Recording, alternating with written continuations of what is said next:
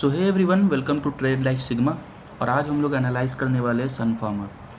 सन pharma को अगर आप वीकली टाइम फ्रेम पे देखोगे तो मार्केट कहीं ना कहीं एक बुलिश स्ट्रक्चर फॉर्म कर रहा है। आप देखो कि सबसे मेजर सपोर्ट लेवल जो सन फार्मा में था वो था 1584। उसके बाद से मार्केट ने इस लेवल को ब्रेक नहीं किया। इट मीन्स कि मार्केट कहीं ना कहीं अभी भी बुलिश स्ट्रक्चर शो कर रहा है। ठीक है, आप इसको डिलीट करो, आप यहाँ से मार्केट को देखना स्टार्ट करो।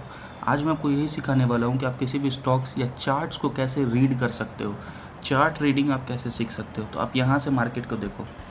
मार्केट यहाँ पे इतना बड़ा जो कैंडल बनाया वीकली टाइम फ्रेम पे, आप देखो कि जब मार्केट इस वीक बुलिश था तो मैं कभी भी मार्केट में एज अ बियरिश तो कभी नहीं जाऊँगा, है ना। मैं अपना नेक्स्ट वीक में कोई भी ट्रेड अगर इस स्टॉक में प्लान करने जा रहा हूँ तो मैं नेक्स्ट बुलिश ही प्लान करूँगा। ठीक है, आप देखो कि मार्केट यहाँ से जो बुलिश स्ट्रक्चर फॉर्म किया उसके बाद कहीं ना कहीं मार्केट में ये एक वीकली रेजिस्टेंस था। आप देखो मार्केट में ये पॉइंट एक वीकली रेजिस्टेंस का पॉइंट था, है ना। आप देख सकते हो मार्केट इस जोन को, यहाँ से मार्केट ने इस जोन को रेस्पेक्ट किया, एक इम्पॉर्टेंट रेजिस्टेंस जोन को। मार्केट वहाँ से फॉल हुआ। फॉल होने के बाद अगर मार्केट में बियरिश ट्रेंड होता तो मार्केट यहाँ से डायरेक्ट इस लो को ब्रेक करता तो मैं बियरिश ट्रेंड में एंटर हो जाता कि मार्केट यहाँ से, ये स्टॉक्स यहाँ से फॉल कर जाएगा। लेकिन मार्केट यहाँ पर इस रेजिस्टेंस से रिट्रेस करके वापस इस रेजिस्टेंस पे आया। इट मीन्स ये पुल बैक ले रहा है और अभी भी मार्केट में बुलिश ट्रेंड है। और ये जोन आप देखो, मार्केट ने ये जो रेजिस्टेंस है 1 time, 2 time, 3 time, 4 time, 5 time, और अब मार्केट यहाँ पर 6th टाइम जा रहा है। इट मीन्स कि कहीं ना कहीं जब इतने बार अगर एक रेजिस्टेंस को कोई चीज़ हिट कर रहा हो तो वो ब्रेक होगा। तो सन फार्मा में ये बहुत अच्छा अपॉर्चुनिटी है कि मार्केट इस रेजिस्टेंस को ब्रेक तो करेगा। ठीक है, फर्स्ट एनालाइज हम मार्केट को वीकली टाइम फ्रेम पे इस तरीके से पढ़ चुके हैं। ठीक है, अब मेरा काम है कि मैं इस चीज़ को डिलीट कर लूँ, उसके बाद फिर मैं आपको नेक्स्ट एक्सप्लेन करूँगा। Okay, let me give a second, please give me a second, I'll explain you further.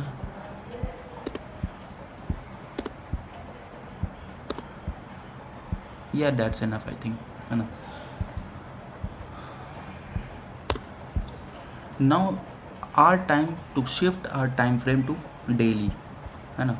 Daily में हमको क्या दिखता है मार्केट में, इस स्टॉक को अगर आप डेली पे देखोगे तो डेली में हमें रेजिस्टेंस फाइंड आउट करना है ना।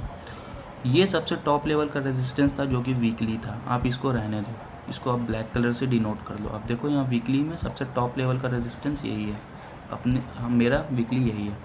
डेली में हमें रेजिस्टेंस और वीकली में हमें एक रेजिस्टेंस और देखने को मिलता है, वो है ये जोन। ठीक है, वीकली को मैंने ब्लैक से रहने दिया। अब हम आते हैं डेली पे। डेली पे हमको क्या देखने को मिलता है मार्केट में। डेली में हमें नियरेस्ट सपोर्ट और नियरेस्ट रेजिस्टेंस को फाइंड आउट करना है। ठीक है, आप देखो डेली में ये एक इम्पॉर्टेंट रेजिस्टेंस है मार्केट में। ठीक है, ओके, इसको हम रेड कलर से डिनोट कर लेते हैं।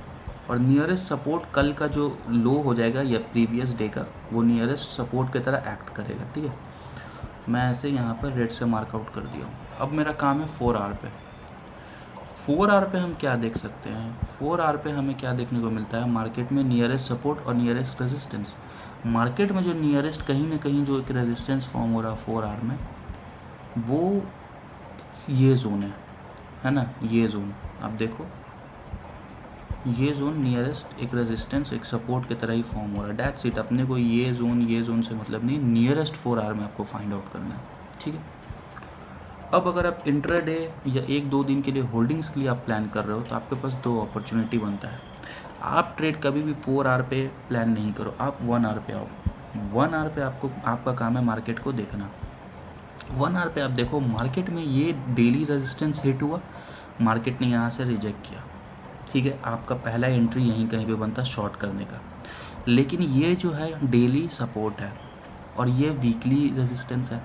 तो मेरा प्लान क्या होगा, अगर कल मार्केट ओपन होता है और अगर इस पॉइंट के ऊपर एक बुलिश क्लोजिंग देता है, अच्छा एकदम हेल्दी बुलिश कैंडल फॉर्म होता है, क्लोजिंग हो जाता है, तो मैं उसका हाई क्रॉस होने पर एक अपना एंट्री बनाऊंगा उस कैंडल के नीचे का सेल रख के। ठीक है, दैट्स इट। ये हमारा ट्रेड होगा और मेरा जो नेक्स्ट टारगेट होगा वो ये, एटलीस्ट इंट्राडे में तो यही होगा। और या तो आप इसको 1:2 भी स्ट्रेच कर सकते हो, है ना। अभी तो कल कैंडल कैसा फॉर्म होता है वो मैटर करता है। तो ओवरऑल मेरा प्लान यही है, अगर मार्केट यहाँ पे नहीं सस्टेन होता है और अगर मार्केट यहाँ पर कहीं पे अगर डेली टाइम फ्रेम के नीचे क्लोजिंग दे देता है बियरिश, तो मैं कहीं ना कहीं इंट्राडे में इस स्टॉक्स को शॉर्ट करना पसंद करूँगा। लेकिन अगर यहाँ पे हमको ये वीकली रेजिस्टेंस है, अगर इसके ऊपर मुझे बुलिश क्लोजिंग मिलता है तो मैं अपना ट्रेड को बुलिश ही फाइंड करूँगा कि मुझे कोई भी एक बुलिश पोजीशन ज़रूर मिल जाए। और या तो एक अपॉर्चुनिटी इस ट्रेड में और बनता है, अगर आप लॉन्ग टर्म के लिए देख रहे हो तो मार्केट आप देखो ये ट्रेंड लाइन होल्ड कर रहा है, ये यहाँ डेली से रिजेक्शन भी ले रहा है।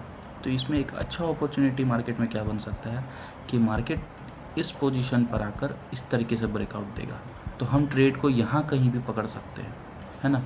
अगर आप प्रीवियस स्विंग से अगर आप फिबोनाची भी लगाते हो मार्केट में, ना it's a one way rally में अगर मार्केट 0.3 से अगर रिट्रेस करता है, या it's a good buying zone.